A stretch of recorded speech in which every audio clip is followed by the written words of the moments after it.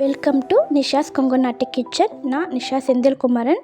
நம்ம இன்றைக்கி வெண்டைக்காயோட health benefits பற்றி பார்க்கலாம் வாங்க. வெண்டைக்காயை கட் பண்ணால் ஒரு வழுவழுப்புத்தன்மை இருக்கும். ஏன் தெரியுமா? அதில் உள்ள பெக்டின் மற்றும் கோந்துத்தன்மையே இந்த வழுவழுப்பிற்கு காரணம். இது கரையும் நார்ச்சத்து என்பதால் இரத்தத்தில் கொழுப்பு மற்றும் பித்த நீர் அதிகரிக்காமல் பார்த்து கொள்ளும்.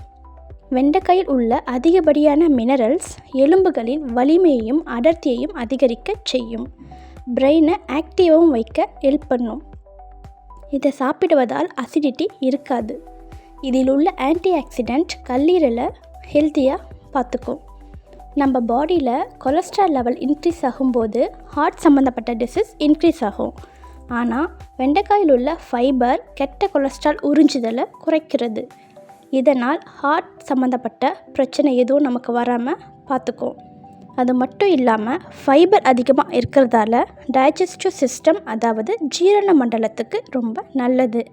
கான்ஸ்டிபேஷன் அதாவது மலச்சிக்கல் வராமல் இருக்க ஹெல்ப் பண்ணும்.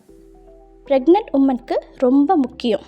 ஏன்னா வெண்டைக்காயில் உள்ள ஃபோலேட் வயிற்றில் உள்ள குழந்தை வளர்ச்சிக்கு மிகவும் அத்தியாவசியமான ஒரு ஊட்டச்சத்து. கேன்சர் மற்றும் பிளட் சுகர் லெவல் கண்ட்ரோலாக வைக்கவும் இது உதவுகிறது. எப்படின்னா, இரவு தூங்க செல்வதற்கு முன் 1 டம்ளர் நீரில் வெண்டைக்காயை சிறு சிறு துண்டுகளாக நறுக்கி போட்டு இரவு முழுவதும் ஊற வைங்க.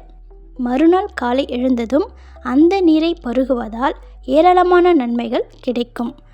சுகர் பேஷண்ட் டெய்லி இந்த நீரை குடிப்பதால் பிளட் சுகர் லெவல் கண்ட்ரோலாகவும் இருக்கும்.